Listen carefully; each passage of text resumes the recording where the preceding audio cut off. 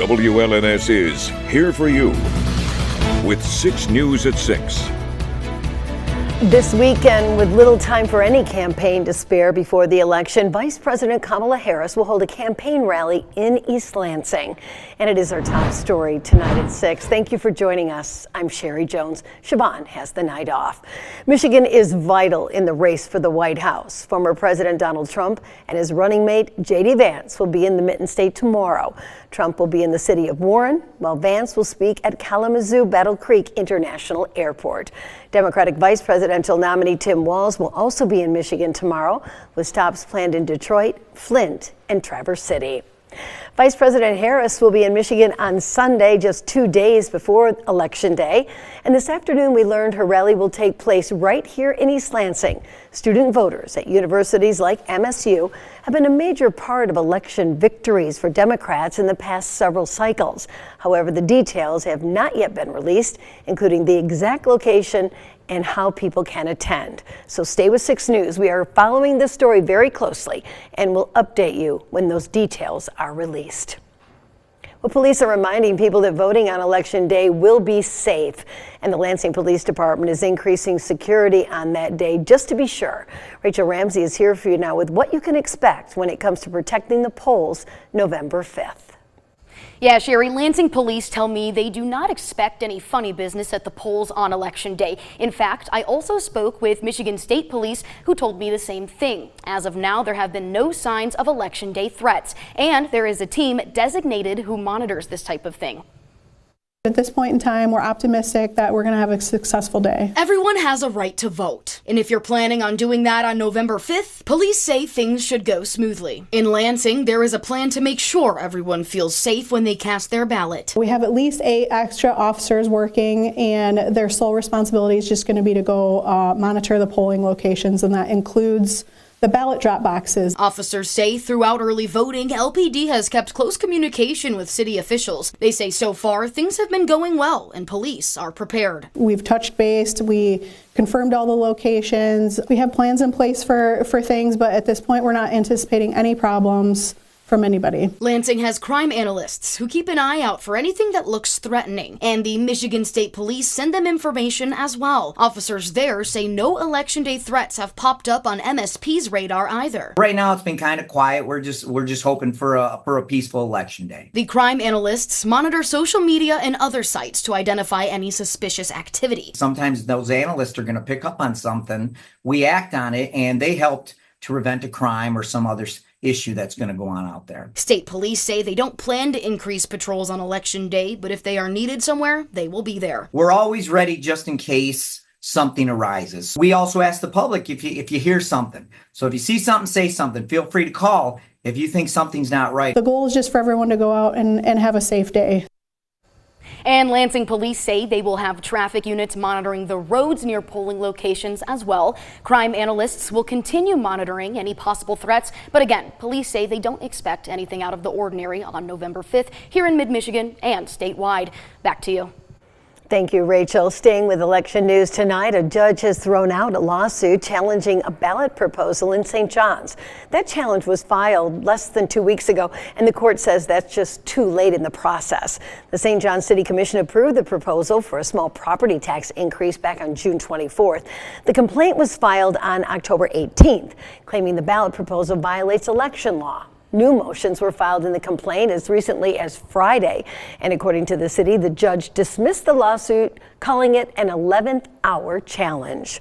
We'll stay with 6 News because we are your local election headquarters. We'll bring you everything you need to know in the final days of the election here on air, online, and on our 6 News app. A major traffic crash in Jackson County yesterday left 1 person dead and 2 others injured. According to Napoleon Township Police, it was a crash between a car and a semi-truck. It happened at the intersection of M50 and Napoleon Road. That's just on the edge of the community of Napoleon. And according to police, an SUV made a left-hand turn onto Napoleon Road into the path of an oncoming semi. Both of the drivers and the passenger in the SUV were taken to the hospital. The passenger, 80-year-old Ruth Ann Burnett, died from her injuries. Her husband is in serious but stable condition at the hospital. The driver of the semi had minor injuries and has been released. A cancer support group formed by Michigan State Police paid a visit to patients at Sparrow Hospital today. The group No One Fights Alone delivered care packages to those patients consisting of comfort items collected during the month of October, which is Breast Cancer Awareness Month. The group was personal experiences with cancer among state police staff, and for its members, this mission is a personal one.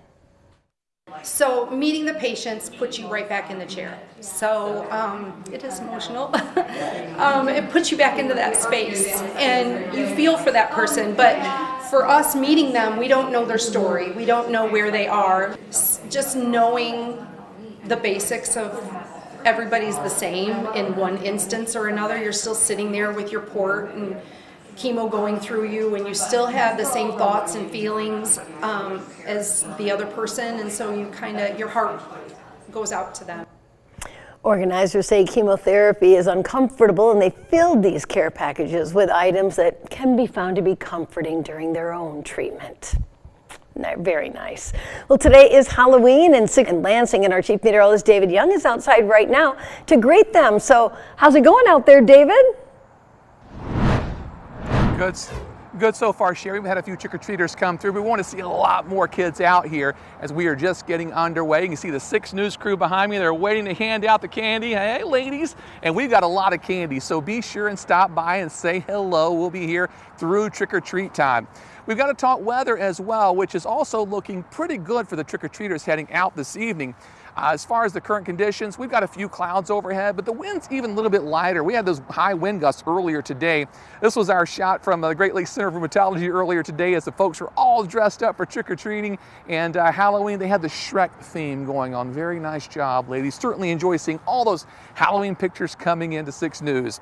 As far as what's happening out there today, again, relatively quiet. No major problems out there. As far as any storms or anything like that this afternoon, things have cleared out nicely, but overall temperatures will be a lot cooler tomorrow, only climbing into the lower 50s. We warm up briefly next week before another big cool down late next week, and there could be some snowflakes in the state by next Friday night and Saturday morning. In terms of satellite and radar today, again, it has been relatively quiet across the area with very little, if any, in the way of precipitation overall, so not anticipating a whole lot there changing as we head through the evening hours. I'm having some technical difficulties on my iPad, so Kendall, if you could advance the graphics for us, that would be great. Again, no problems as far as any nasty weather. Temperature-wise, it is mild outside. We've seen readings today in the 70s for highs. We've been slowly falling this evening as the cold front's moving through, but we'll fall more quickly over the next several hours as the air mass begins to change just a little bit. The Skyview network shows mostly clear skies across most of the area. There are still some clouds overhead. The McLaren cam temperatures have fallen back into the 50s and 60s after highs today in the 70s. Not much in the way of rainfall out there today. The Grand Ledge cam shows something similar with overall dry conditions, but rainfall totals, we picked up at least minor amounts of precipitation today, but it was all very, very light. The big thing was the winds, which were gusting over 30 miles per hour. We'll head further south into Jackson County, where we have also got a mix of clouds and clear skies outside. Temperatures are cooling off. In fact, I can feel that breeze, the air mass starting to dry out. Doesn't feel as humid outside, but the Jackson cam is showing also, as I said, generally partly cloudy skies. Hillsdale cam, much the same with not much in the way of precipitation today. I may have skipped past Precision Cast, didn't I, Kendall? I've got my graphics out of order there, but Precision Cast was showing basically dry conditions for tonight and into tomorrow. Saturday is going to be much the same as that cold front's well to our east, but I think for Saturday, temperature-wise, it will feel nice in the 50s, but it will be on the cool side with rainfall returning as we head into Sunday. Let's jump ahead to the forecast for tonight. Now, low temperatures will drop into the lower 40s as we will continue to have a decreasing cloud cover out there. As you look at tomorrow's forecast, some clouds around in the morning, but that'll be clearing out during the afternoon, so a lot of sunshine on the way. Temperatures will be on the cool side in the lower 50s. The 6-day forecast over the next 6 days, temperatures will start to warm up by early next week into the 60s, so it's going to get a lot warmer, but we've got rainfall Sunday, Monday, and Tuesday. Then it starts to clear out on Wednesday with not bad weather Thursday, but more showers return Friday. The 6+ 6-day forecast, rain showers mainly Friday and Saturday. Could see a snowflake in there late Friday night, but not a big deal there.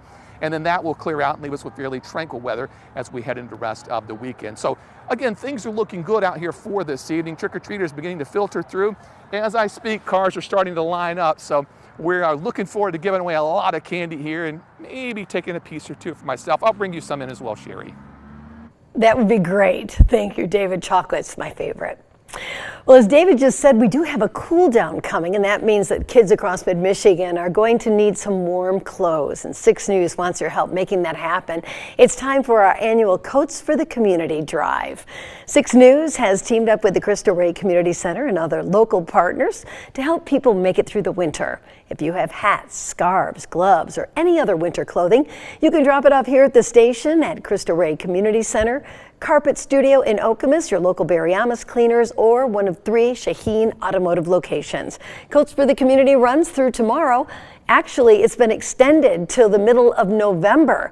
6 News is here for you. Coming up on 6 News at 6, we're going to wrap up our special series looking at all the local candidates that you'll see on your ballot by introducing you to this woman, Alyssa Slotkin, and that's next.